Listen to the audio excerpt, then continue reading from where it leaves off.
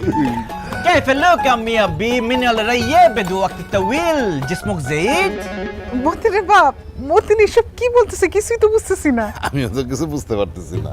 অমতিন, তুই এগুলি কি কইতেছিস বা? أنا عادة كلام العربية আরে আমি আরবিতে কেন কথা বলতেছি, আমি তো ভুলেই গেছিলাম।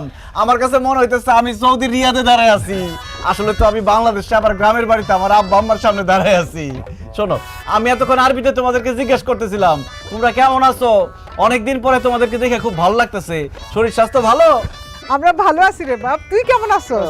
আলহামদুলিল্লাহ না বিখাইর, মানে আমিও ভালো আছি। বউ, তুমি কোনো কথা বলতেছো না কেন? আর তোমার জন্য যে সৌদি থেকে আমি ক্রিম লোশন শ্যাম্পু সাবান পাঠাইলাম, এইসব কিছু মাখো নাই, দেখতে এরকম কালা লাগতেছে কেন? আমি যেমন আছিলাম তেমনই আছি। সৌদি আরবে গিয়া আরবের সুন্দর সুন্দর ফসা ফসা মাইয়া দেখে এখন আমারে কালা কালা লাগতাছে।